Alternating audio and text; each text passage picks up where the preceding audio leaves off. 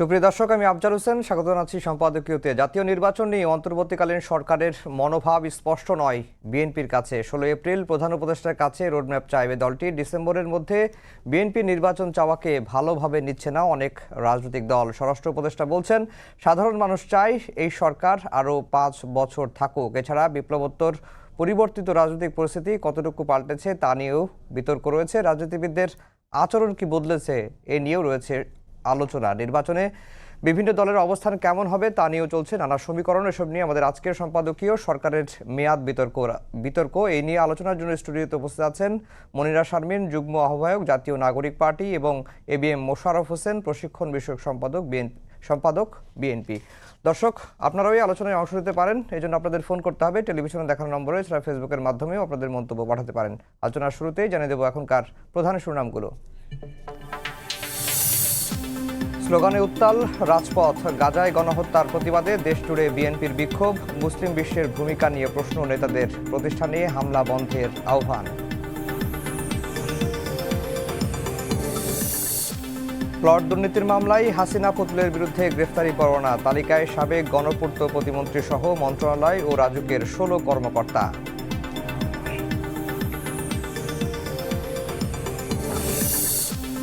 ওবায়দুল কাদের সহ 10 জনের বিরুদ্ধে ইন্টারপোলের রেড নোটিশ জারির অনুরোধ। বন্দি প্রত্যাপ বিনিময় চুক্তির আওতায় শেখ হাসিনাকে ফেরানোর চেষ্টা চলছে, জানালেন স্বরাষ্ট্র উপদেষ্টা।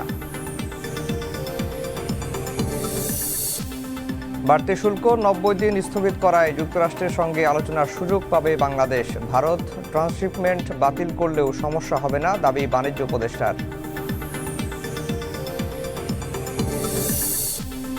এবং SSC ও সমমানের পরীক্ষায় বসল প্রায় 20 লাখ শিক্ষার্থী। প্রশ্নপত্র নিয়ে মিশ্র প্রতিক্রিয়া। 60 দিনে ফল প্রকাশের ঘোষণা শিক্ষা উপদেষ্টার।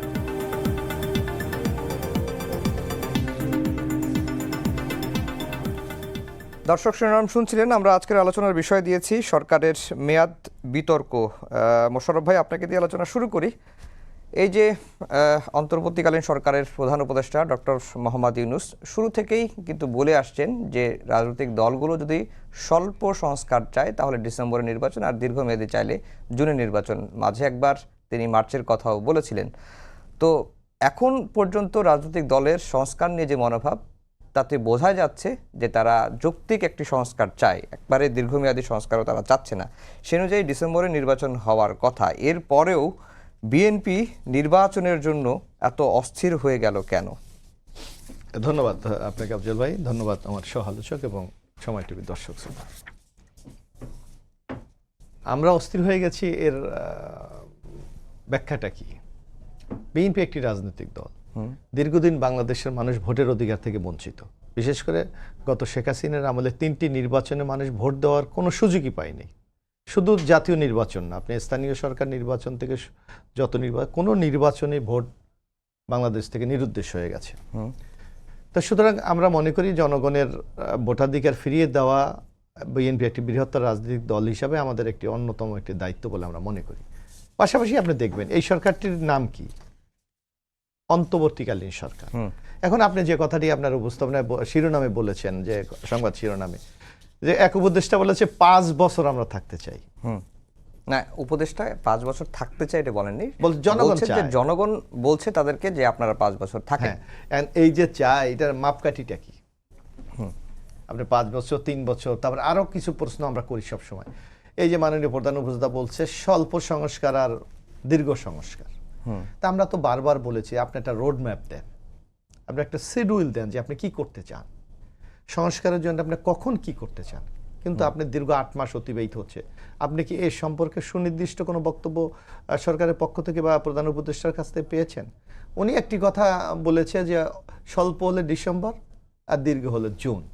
তা আমরা তো বারবার জানতে চেয়েছি যে স্বল্পর সংজ্ঞাটা কি, ডেফিনেশনটা কি, আপনি একটু বলেন, অথবা দীর্ঘ ডেফিনেশনটা কি, সেটা তো বলেন না।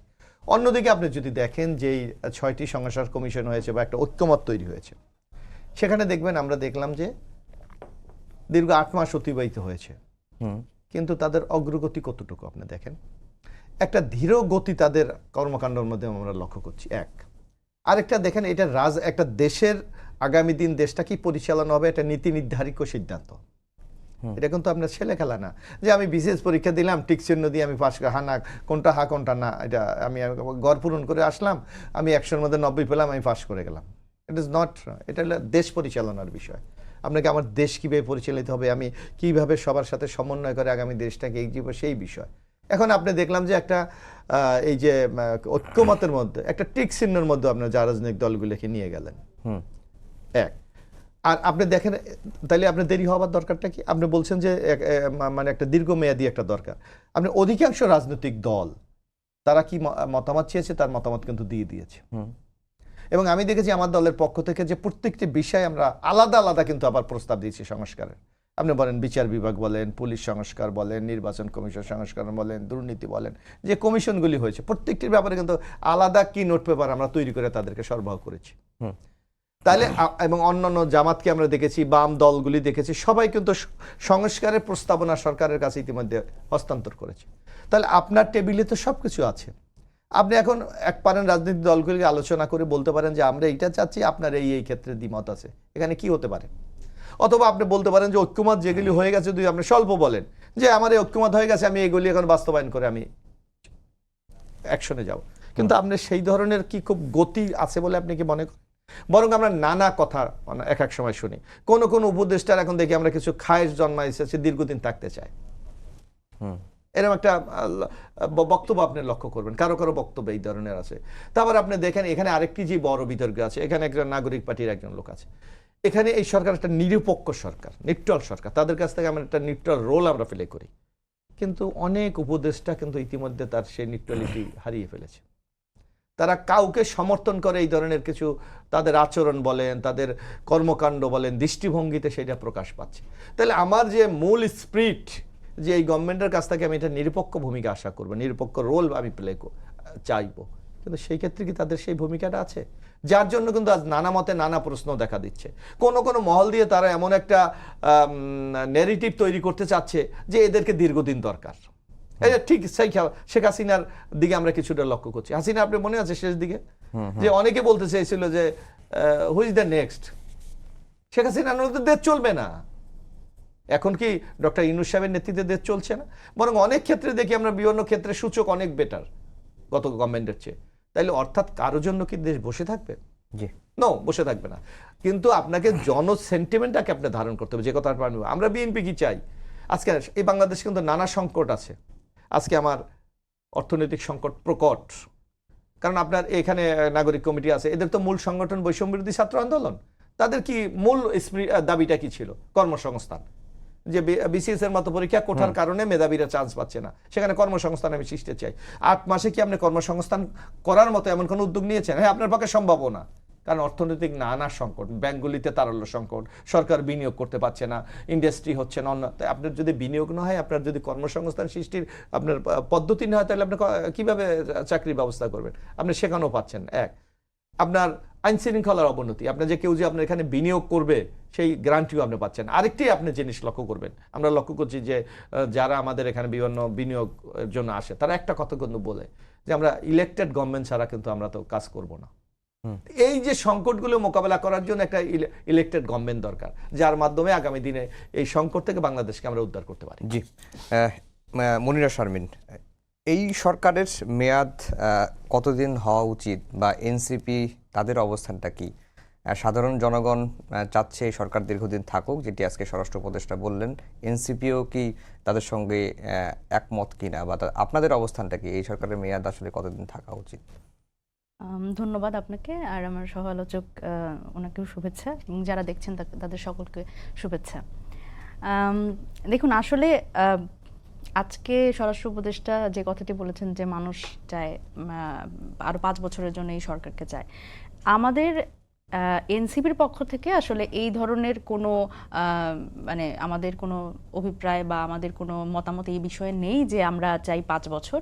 আমরা আসলে এটাকে কোনো টাইম ফ্রেমের মধ্যে ভাগ করতে চাই না। আমরা বরাবরই যেটা বলে এসেছি যে আমরা যেটা চাই যে একটা অভ্যুত্থান পরবর্তী সময়ে আমাদের রাষ্ট্রের গুণগত পরিবর্তন প্রয়োজন। সেটার ব্যাপারে আমার মনে হয় না যে আসলে কোনো পক্ষেরই, কোনো রাজনৈতিক পক্ষ বলেন বা বাংলাদেশের আপামর জনগণেরই আসলে কোথাও কোনো অসুবিধা আছে বা দ্বিমতের জায়গা আছে, কারণ একটা অভ্যুত্থানে আসলে যদিও অনেকেই বলবার চেষ্টা করেন যে বাংলাদেশের মানুষ নিজেদের ন্যারেটিভ, আসলে রাজনৈতিক দলগুলোর যে একটা ট্রিক সেটা হচ্ছে নিজেদের ন্যারেটিভগুলো আসলে জনগণের ন্যারেটিভ হিসেবে চালিয়ে দেওয়া।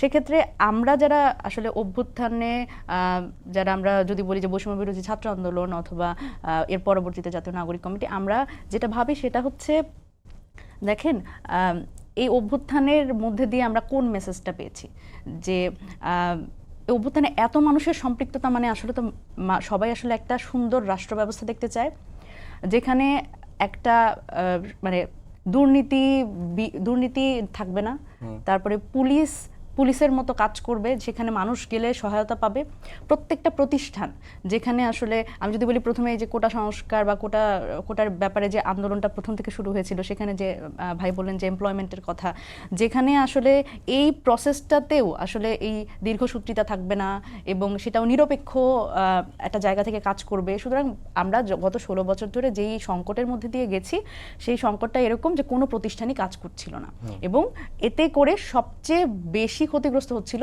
সাধারণ জনগণ। কিন্তু আমরা কিন্তু গত 16 বছরে কোনো রাজনৈতিক পক্ষ থেকে এই কথাটা শুনিনি যে এইগুলোর সংস্কার প্রয়োজন। হয়তো সংস্কারের পক্ষে কিন্তু বিএনপি কিন্তু তখনও কথা বলেছে, 31 দফার কথা বলেছে, নানান ধরনের কথা বলেছে, কিন্তু বিএনপির আন্দোলনটা সবসময় আমরা দেখেছি বা অন্যান্য অনেকেই অনেক ধরনের কথা বলেছে, কিন্তু আমরা স্পেসিফিকলি বিএনপির কথা যদি বলি বড় দল হিসেবে, আমরা সবসময় নির্বাচনের জন্য আন্দোলনের কথা বলছি, দেখেছি, শুনেছি। কিন্তু এখনকারও যে ব্যাপারটা যে নির্বাচনটাই শুধু সামনে আনা, আমরা আসলে সেটার পক্ষে না। শুধুমাত্র নির্বাচন একটা অভ্যুত্থান পরবর্তী সময়ে আমরা মনে করি সকলের কাছে এটাই কাম্য নয়। শুধুমাত্র নির্বাচন না, এটা একটা সংস্কারের মাধ্যমে এই রাষ্ট্রের কিছু গুণগত পরিবর্তন হতে হবে এবং এরপরেই আসলে নির্বাচন। এবং আমাদের যে স্ট্যান্ডটা সেটা হচ্ছে আমরা চাই গণপরিষদ নির্বাচন। কিন্তু 8 মাসে গুণগত পরিবর্তন হয়েছে কি, বা সংস্কারের তো কোনো অগ্রগতিও আমরা এখনো পর্যন্ত দৃশ্যমান দেখতেছি? জি, সেটার ব্যাপারে তর্ক হতে পারে, সেটার ব্যাপারে কথা হতে পারে। সেটা হচ্ছে যে গত 8 মাসে আমরা আসলে কি ধরনের পরিবর্তন দেখলাম। এখন আমরা যদি বলি যে সংস্কার কমিশন গঠিত হয়েছে, সংস্কার কমিশনগুলো রিপোর্ট প্রদান করেছে তাদের মতো করে এবং সকল রাজনৈতিক দলগুলিকে নিয়ে তারা আসলে বসেছে। দেখেন, এই অভ্যুত্থান পরবর্তী সময়ে অন্তর্বর্তীকালীন সরকারের কিন্তু একটা প্রচেষ্টা আমি খুব মানে স্বচ্ছভাবে দেখতে পাই। অন্যান্য অনেক ধরনের অ্যানোমালি আছে, অনেক কিছু পারেনি, অনেক জায়গায় নাজুকতা আছে, তবে একটা বিষয় আমি আন্তরিকতা দেখতে পাই সরকারের পক্ষ থেকে, যে সকল রাজনৈতিক দলগুলোকে নিয়ে বসার একটা আন্তরিকতা। এবং আমার মনে হয় না যে বিগত কত মানে বছরগুলোতে কখনোই এই রাজনৈতিক দলগুলো, এতগুলো রাজনৈতিক দল এতবার করে এত স্বল্প সময়ের মধ্যে একসাথে বসেছে, যেটাকে আমরা বলছি জাতীয় ঐক্যের ব্যাপার। এখন এই ক্ষেত্রে যেটা সবচেয়ে জরুরি সেটা হচ্ছে এই ঐক্যমত্যে আসা। এবং এই সংস্কার কমিশনের যে কাজ, সেটা হচ্ছে প্রধান উপদেষ্টা থেকে শুরু করে যারা সংস্কার কমিশনে আছেন সকলেই বারবার করে বলছেন যে একটা জুলাই সনদের কথা বলছেন এবং স্বল্প মেয়াদী এবং দীর্ঘমেয়াদী যেই সংস্কারের কথা সেটা বলছেন। এখন স্বল্প মেয়াদী কোনগুলো হবে, দীর্ঘমেয়াদী কোনগুলো হবে, কোনগুলো নির্বাচনের আগে আসলে প্রায়োরিটি, কোনগুলো নির্বাচনের পরে প্রায়োরিটি, একটা নির্বাচিত সরকারের মাধ্যমে প্রায়োরিটি, সেটা তো আসলে সকল পক্ষ মিলেই ঠিক করবেন, সকল রাজনৈতিক পক্ষ। সুতরাং এই জায়গাতে আমার মনে হয় না যে আসলে কোনো একটি বিশেষ দল বা একটি গোষ্ঠীর চাওয়ার কোনো ব্যাপার আছে, এটা সকলের একটা কনসেনসাসের মাধ্যমেই হবে। তবে আমার যেটা মনে হয় আমাদের দলের পক্ষ থেকে সেটা হচ্ছে আমরা আসলে এটাকে কোনো টাইম ফ্রেমের মধ্যে ভাবতে চাই না, এটা ডিসেম্বর বলতে চাই না বা জুন বলতে চাই না। আপনারা কোনো টাইম ফ্রেম ভাবতে চান না, এটা ঠিক আছে আপনার দলের অবস্থান, কিন্তু একটি বড় দল যখন একটা রোড ম্যাপ চায় যে আপনি 2 বছর পরে নির্বাচন করেন বা আরো 1.5 বছর পরে নির্বাচন করেন, সেটি সরকারকে স্পষ্টভাবে দিতে সমস্যাটা আছে কোথায়? আসলে না, এটাই মানে এখন ব্যাপারটা হচ্ছে যে যখন রোড ম্যাপ চাইবেন, তো আমার পয়েন্টটা হচ্ছে যে জুলাই সনদটা তো হবে, কারণ এইটার মাধ্যমেই তো আমরা বুঝতে পারবো এবং জনগণও বুঝতে পারবে। দেখেন, সবসময় আমরা ভাবি যে আমরা রাজনৈতিক দলগুলি সবকিছু বোঝে, সাধারণ জনগণ কিছুই বোঝে না, কিন্তু অভ্যুত্থানের মাধ্যমে কিন্তু আমাদের এই ধারণাটা পরিবর্তন হয়েছে। কারণ আমার মনে হয় যে আমার থেকে একজন রিকশাওয়ালা, তার কাছে রাজনীতি আরো অনেক গুরুত্বপূর্ণ। সে প্রত্যেক দিনের খবরাখবর রাখে যে কোথায় কি হচ্ছে, কেন হচ্ছে এবং সে কোনটা পাচ্ছে না। সুতরাং তার অধিকারের জায়গাটাও সে কিন্তু স্পষ্ট। তো সেই জায়গা থেকে আসলে মানে রোড ম্যাপের থেকে আমার কাছে মনে হয় যে এই যে জুলাই সনদ, এই সনদের পরেই সেটা ঠিক হতে পারে যে কোন রোড ম্যাপ, তো ওটাই যে আসলে কোন সংস্কার কখন করবে বা কতদিনের মধ্যে করবে, সেটাই তো স্পষ্টীকরণটাই তো রোড ম্যাপ। সুতরাং সেই জায়গা থেকে আমার মনে হয় যে এইটা অবশ্যই যে মানে সংস্কার কমিশন যে আছেন, তো তাদের আসলে এইটা ব্যাপার যে আসলে তারা কবের মধ্যে এইটা জুলাই সনদটা প্রস্তুত করতে পারবে এবং সকল রাজনৈতিক দলগুলোকে নিয়ে বসে আসলে তারা সেই রোড ম্যাপটা দেওয়া উচিত। তবে সেটা অবশ্যই দেখেন, শুধু নির্বাচনটা আয়োজন করার জন্য তো একটা একটা বড় ধরনের সংস্কার প্রয়োজন কিছু কিছু ক্ষেত্রে, যেমন পুলিশ সংস্কার, প্রশাসনিক সংস্কার। তো এই যেই কম্পোনেন্টগুলোর উপরে আমাদের একটা সুষ্ঠু নির্বাচন ডিপেন্ড করবে, সেখানে তো অবশ্যই সেই জায়গাগুলো আগে করতে হবে। না হলে আপনি সুষ্ঠু নির্বাচনটা যে শুধু নির্বাচন বলে মুখে ফেনা তুলে ফেললে তো আসলে হবে না। সুতরাং সেই জায়গা থেকে সকলেরই আমার মনে হয় একটা ঐক্যবদ্ধ প্রচেষ্টা প্রয়োজন। জি, মোশাররফ ভাই, আপনাদের দলের তৃণমূলের খুব বেহাল অবস্থা এবং আপনাদের দলের ভারপ্রাপ্ত চেয়ারম্যান তিনি বারবারই বলছেন, নসিহত করছেন এবং সতর্ক করছেন এবং বলছেন যে তারা এই 17 বছর যতই ত্যাগ করুক, তারা যদি কোনো অপকর্মে জড়িত থাকে তাহলে দল তাদের পক্ষে দাঁড়াবে না, তাদের বিরুদ্ধে ব্যবস্থা নেওয়া হবে। তারপরেও কিন্তু অবস্থার খুব একটা পরিবর্তন হয়নি। একটি পরিসংখ্যান দেখছিলাম যে এই মার্চ মাসে শুধুমাত্র বিএনপি আওয়ামী লীগের মধ্যে সংঘর্ষের ঘটনা ঘটেছে 11টি, বিএনপি জামায়াতের মধ্যে সংঘর্ষ হয়েছে 10টি, অন্তঃকোন্দল হয়েছে 64টি এবং বেশ কয়েকজন 17 জন মারা গেছে শুধুমাত্র এই মার্চ মাসে অন্তঃকোন্দলের কারণে। নো, এটা এই তথ্যটা human rights safety support society তারা এই পরিসংখ্যানটি কিছুক্ষণ আগে দিয়েছে এবং আহত হয়েছে 501 জন শুধু মার্চ মাসে। নিয়ন্ত্রণ করা যাচ্ছে না কেন? না, আজকে আর দেখবেন বিএনপি একটা বৃহত্তর রাজনৈতিক দল। আজকে এই দলের আমাদেরকে তৃণমূল থেকে শুরু করে কেন্দ্র পর্যন্ত আমাদের সাংগঠনিক কাঠামো আছে। তবে আমি এই যে তথ্যটা আপনাকে দিয়েছি এক মারা গেছে, এই সম্বন্ধে আমার কাছে যে তথ্য উপাত্ত আছে এগুলির সাথে এর কোনো সামঞ্জস্য আছে বলে আমি মনে করি না। আরেকটু ব্যাপার দেখবেন যে একটা দলের মধ্যে যে কোনো ঘটনা ঘটতে পারে, কিন্তু দল সেই ব্যাপারে কতটুকু অ্যাক্ট করে সেটা হলো ইম্পর্টেন্ট ব্যাপার। আজকে দেখবেন বিএনপি 5 তারিখের পর আমাদের ভারপ্রাপ্ত তারেক রহমান আমাদের নেতৃবৃন্দ যেভাবে জিরো টলারেন্স নীতি গ্রহণ করেছে, আপনি আমাদের যে যত বড় নেতা হোক না কেন, যে যত বড় ত্যাগী হোক না কেন, যে যত বড় কন্ট্রিবিউট দলের প্রতি থাকুক না কেন, আমি কিন্তু ক্ষমা করছি না। ইতিমধ্যে আপনি জানেন প্রায় 3000 মতো লোকের বিরুদ্ধে আমরা শাস্তিমূলক ব্যবস্থা গ্রহণ করেছি। এখন আপনি বলেন, এখানে আমাদের পক্ষ থেকে আমরা বারবার বলাচ্ছি, এখানে কিন্তু একটা মিডিয়া ট্রায়ালও হচ্ছে, আপনি একটি লক্ষ্য করবেন। সেটা হলো আমি দু একটা উদাহরণ যদি আমি দিই, যেমন আমার বাড়ি পটুয়াখালী কুয়াকাটাতে। কুয়াকাটা আমার নিজের ইউনিয়ন। বিগত 16 বছরে আমি মাত্র 5 বার না 6 বার যেতে পেরেছি। আমি যখনই গেছি, আপনি খোঁজ নিয়ে দেখতে পারেন, আমার নামে এলাকায় 4টি মামলা হয়েছে, এলাকায় 3টি মামলা হয়েছে আমি কুয়াকাটা যাওয়ার কারণে। এখন আমি যদি কুয়াকাটা যাই তাহলে আপনি বলবেন আমি দখল করতে গিয়েছি? ওখানে আমাকে যেতেই দেওয়া হয়নি, গেলেই আমাকে প্রশাসনের মাধ্যমে বারবার মিথ্যা বানোয়াট মামলা দেওয়া হয়েছে। আমাকে হয়তো 50-60 নম্বর আসামি করেছে, যারা ওখানে লোকাল ব্যবসা করে, বাণিজ্য করে, স্থানীয়, তাদের কাছ থেকে একটা ব্যাপক বাণিজ্যের ব্যবস্থা করেছে। এটাকে আপনি কোন দৃষ্টিতে দেখবেন? এখন আমার কোনো লোক যদি তার হারানো সম্পদ ফিরে পেতে চায়, সেটাকে কি আপনি দখল বলবেন? অথবা আমার কোনো লোক যদি দীর্ঘদিন এলাকায় যেতে পারে না, সে এখন এলাকায় যাচ্ছে, তাকে কি আপনি ওখানে গিয়ে সে দখলের একটা ট্যাগ লাগিয়ে দেবেন? এটা অনেক মিডিয়া কিন্তু এটা করছে। বরং আমাদের লোক, কিন্তু মিডিয়া দেখেও তো আপনার ব্যবস্থায় নিচ্ছি আমি অস্বীকার করছি। যদি ট্রায়াল হয়ে থাকে তাহলে ব্যবস্থা কেন? ট্রায়াল বলতে এখন দেখেন, আমার বিরুদ্ধে বিরাট একটা নিউজ হলো, আমরা এক্সাম্পল, আপনি হয়তো দেখা গেল আপনার সময় টিভিতে আমার একটা আমি এক্সাম্পল বললাম যে আপনি আমার বিরাট যে এই ঘটনার সাথে জড়িত, কিন্তু প্রকৃত ঘটনা আমি যখন এটাকে প্রতিবাদ দেখি, আমার কি বলেন যে উনি এটা প্রতিবাদ জানিয়েছে, এটার সাথে উনি আদৌ সম্পৃক্ত না, কিন্তু জনগণ কিন্তু জানলো আপনার ডিটেলস নিউজটা সম্পর্কে যে উনি এই জায়গায় একটা কাজ করে, সেটাকেও আমার ক্লারিফাই করার মতো কিন্তু আমাকে সেই মিডিয়া সেই সুযোগটা দেয় না। আপনি দেখেন, এটা তো মিডিয়ার একটা পলিসি আছে এটা। তো সুতরাং এইরকম বাংলাদেশে কিন্তু অনেক ঘটনা। হ্যাঁ, আমি বলছি মিডিয়ার এই যে তথ্য, এটাকেও কিন্তু আমি স্বাগত জানাই, যার বিরুদ্ধে আমাদের কিন্তু অ্যাকশনটা নেওয়া সম্ভব হচ্ছে। প্রতিনিয়ত আমরা কিন্তু অ্যাকশন নিচ্ছি, আমরা কাউকে ক্ষমা করছি না। আপনি দেখেন, আমাদের মন্ত্রী ছিল, গুরুত্বপূর্ণ নেতা ছিলেন, পদবিহীন তাকে করে দেওয়া হয়েছে, কমিটি ভেঙে দেওয়া হয়েছে।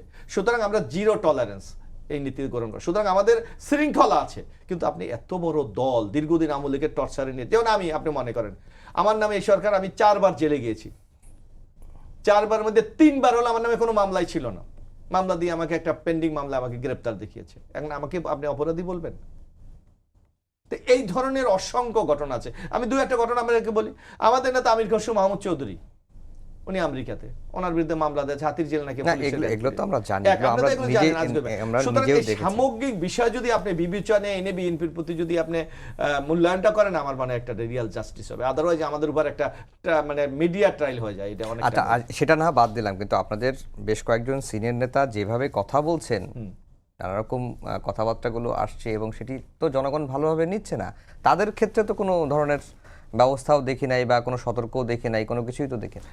আপনি একটু লক্ষ্য করবেন আমাদের মধ্যে যে একটা এই যে এখানে মনিরা শারমিন বলেছে যে একটা পরিবর্তন চাই। আপনি দেখবেন এখন পর্যন্ত আমি তো একে চ্যালেঞ্জ করে বলতে পারি, অ্যাজ এ রাজনৈতিক দল হিসেবে বিএনপি যেভাবে একেবারে ডকুমেন্টারি সংস্কার বলেন বা পরিবর্তন চায়, অন্য দল কি সুনির্দিষ্টভাবে দিতে পেরেছে? আমাদের 31 দফা যদি আপনি একটু পর্যালোচনা করেন, যে একটা যুগান্তকারী পরিবর্তন বাংলাদেশের জন্য আমরা কিন্তু বলেছি। আপনি দেখেন যে কোনো দল নির্বাচনে বিজয় হয় কি সরকার গঠন করার জন্য।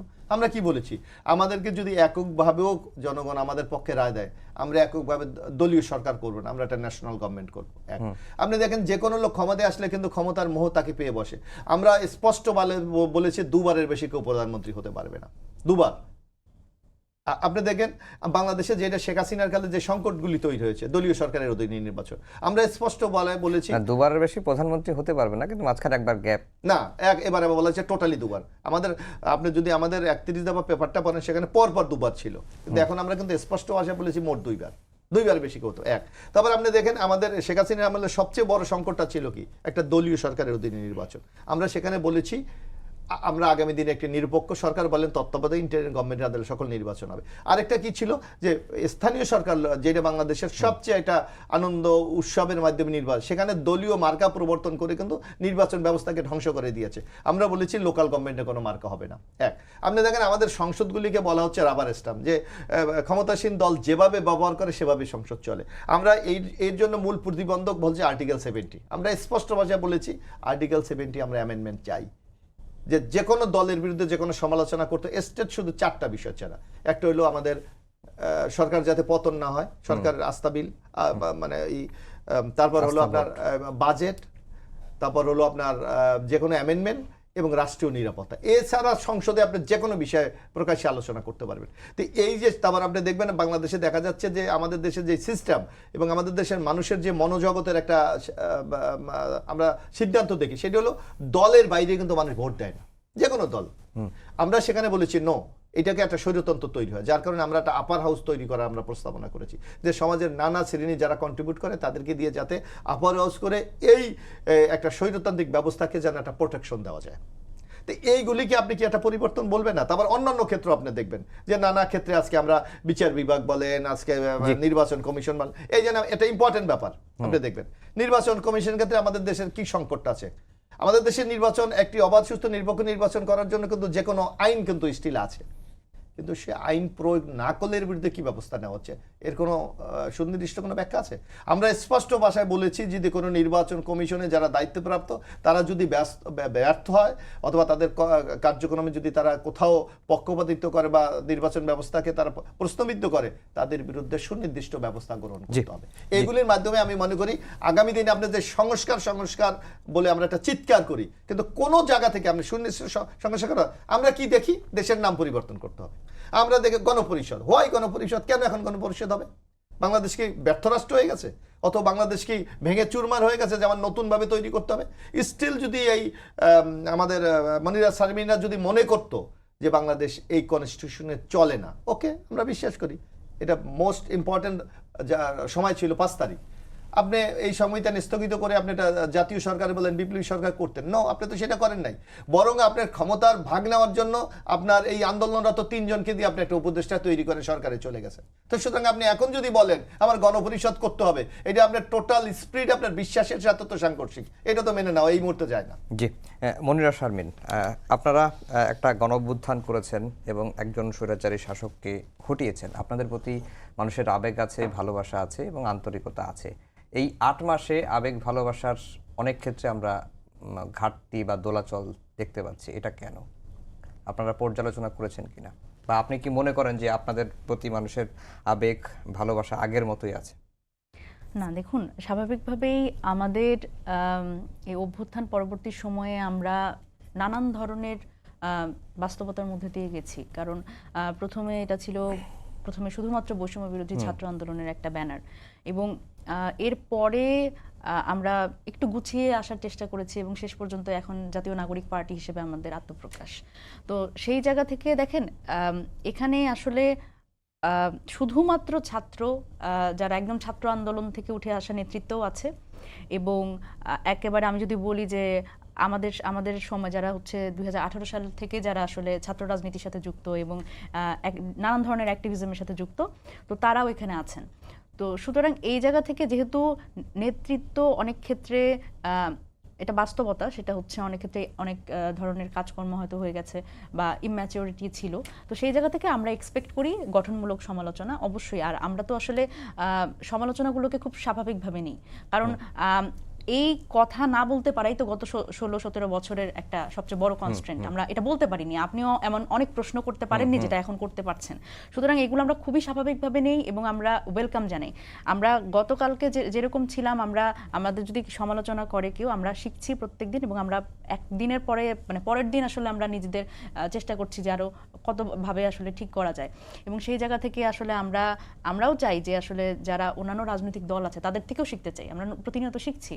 তো ব্যাপারটা হচ্ছে আসলে গঠনমূলক সমালোচনা অবশ্যই আমরা ওয়েলকাম জানাই, তবে সাধারণ মানুষের পক্ষ থেকে আমাদের কাছে আসলে যেই ধরনের মেসেজ আসে, সুতরাং এবং মোটামুটি আমরা যারা আসলে এই ঈদের কথাই যদি বলি, আমাদের প্রত্যেকেই যারা আমরা বাংলাদেশের মোটামুটি যারা বিভিন্ন জেলার মানুষ, তারা আসলে নিজেদের এলাকায় গেছি। সুতরাং এই জায়গা থেকে আমরা আসলে অনেক ক্ষেত্রেই যে সেই সেম ব্যাপার, তারা হয়তো আমাদের বলে যে তোমরা এরকম করো না, এইটা করো, কিন্তু মানুষ যে আসলে আস্থা হারানো বা একটা মানে অনাস্থার ব্যাপার অথবা নেগেটিভিটি, সেটা আমরা খুব বেশি প্রত্যক্ষ করিনি। তবে আমরা অনেক বেশি ওয়েলকামিং হয়েছি বিভিন্নভাবে। যেমন দেখা গেছে যে আমরা যখন এলাকায় গেছি তখন আমাদের বলেছে যে মানে আমরা যাতে আসলে, এবং আমি যদি বলি যে অন্যান্য রাজনৈতিক দলের থেকেও যেরকম আমরা আসলে বিভিন্ন রকম প্রতিবন্ধকতার কিন্তু শিকার হয়েছি, আবার আমার অনেক জায়গাতে কিন্তু অনেক ওয়েলকামিং পরিস্থিতিও ছিল, তবে বেশিরভাগ আসলে একটু আমাদের ক্ষেত্রে দেখা গেছে নেগেটিভ। দেখা গেছে যে আমাদের অনেকেই হয়তো নিজেদের এলাকায় গিয়ে অনেক মারমুখী একটা সিচুয়েশনের সম্মুখীন হয়েছে প্রতিপক্ষ হিসেবে যারা আমাদের ভাবছেন তাদের পক্ষ থেকে। তবে সাধারণ মানুষের একটা সিম্প্যাথির জায়গা তো অবশ্যই আছে, এবং আমরা সেটাকে আসলে কাজে লাগিয়ে সেটা আসলে মানে এক্সপ্লয়েট করার পক্ষপাতী না, বরং আমরা আসলে সেটাকে স্ট্রেংথ হিসেবে নিয়ে আমরা সামনের দিকে এগিয়ে যাওয়ার পক্ষপাতী। আপনার সামনের দিকে এগিয়ে যাওয়ার পক্ষপাতী, আপনারা বলছিলেন যে নতুন রাজনৈতিক বন্দোবস্তের কথা বলছিলেন, তো সেই দিকে কতটুকু অগ্রগতি? এবং অনেকে বলছেন যে আপনারা যতটা না দল গোছানোর জন্য ব্যস্ত, তার চেয়ে বেশি ব্যস্ত হচ্ছে বিএনপির নানা ধরনের যে কর্মকাণ্ডগুলো হচ্ছে সেটির সমালোচনা নিয়ে বেশি ব্যস্ত। আচ্ছা, এটা খুবই ইন্টারেস্টিং একটা প্রশ্ন আপনি করেছেন। দেখেন, বাংলাদেশের গত 16-17 বছরের সংস্কৃতিতে যেটা হয়েছে যে আমরা তো সমালোচনাই শুনিনি। সমালোচনা শুনলেই এখন কেন যেন মনে হচ্ছে যে অনেকে গায়ে ফোসকা পড়ে যাচ্ছে। এখন সমালোচনা তো শুনতে হবে, আপনিও আমার সমালোচনা করেন, কোনো অসুবিধা নাই। এবং আমাদের নিয়ে তো আসলে যদি আমি সমালোচনা বলি সেটাও মনে হয় খুব সুন্দর করে বলা হবে। আমাদের নিয়ে বিএনপির পক্ষ থেকে অনেক বর্ষিয়ান নেতারা যেইভাবে করে আসলে আক্রমণাত্মক বক্তব্য দেন, সেটাতে আমরা খুব আহত হই।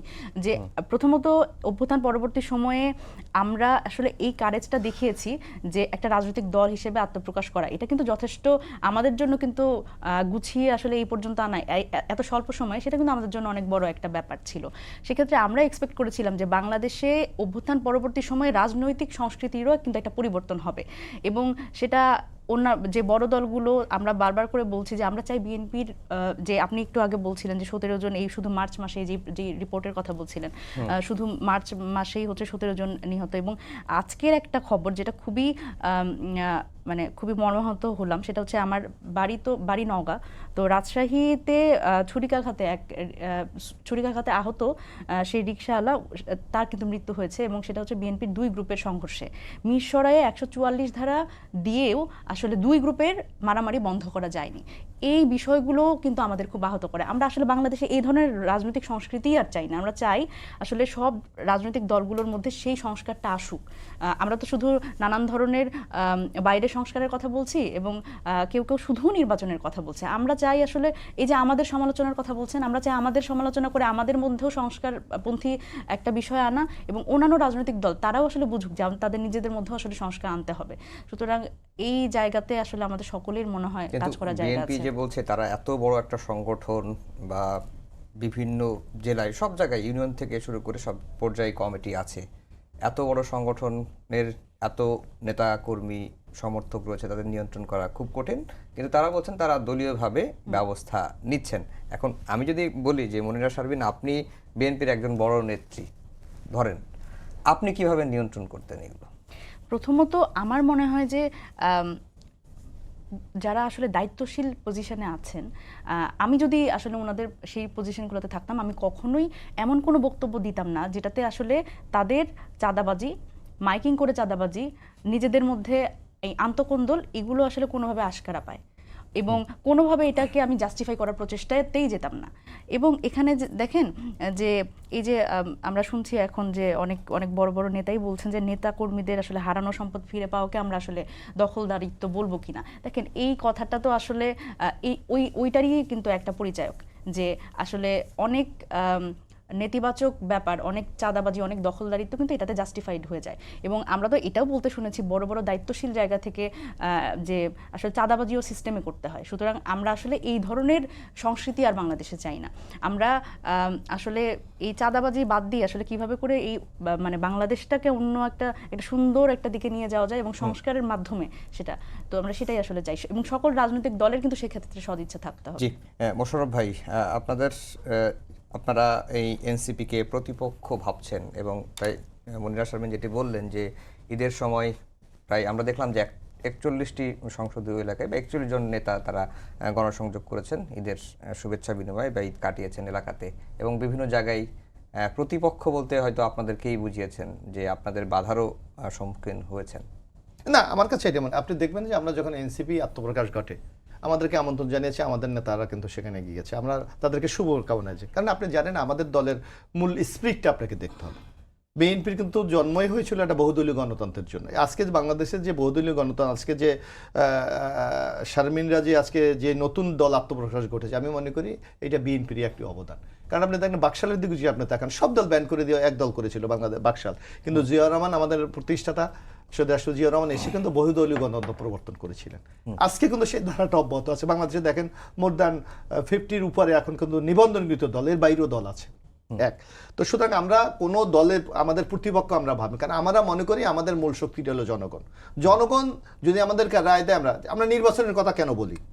কারণ আমাদের সেই কনফিডেন্স আছে যে বাংলাদেশের জনগণ আমাদের সাথে আছে। কারণ আওয়ামী লীগের মতো দলের আমলে আপনি দেখবেন যখনও বাংলাদেশের নির্বাচন ব্যবস্থা নাই, এরা ধ্বংস করে দিয়েছে, তখনও কিন্তু আমরা নির্বাচনের বিষয়ে কথা বলেছি বারবার। কারণ আমরা জানি বাংলাদেশের মানুষ আজ পর্যন্ত, আমরা ইতিহাস পর্যালোচনা করেন, যদি বাংলাদেশের মানুষ জয়ী কয়বার ভোট দেওয়ার সুযোগ পেয়েছে, সে কয়বারই বিএনপি জয়লাভ করে। একটা এক্সাম্পল দিলে আপনি বুঝতে পারবেন।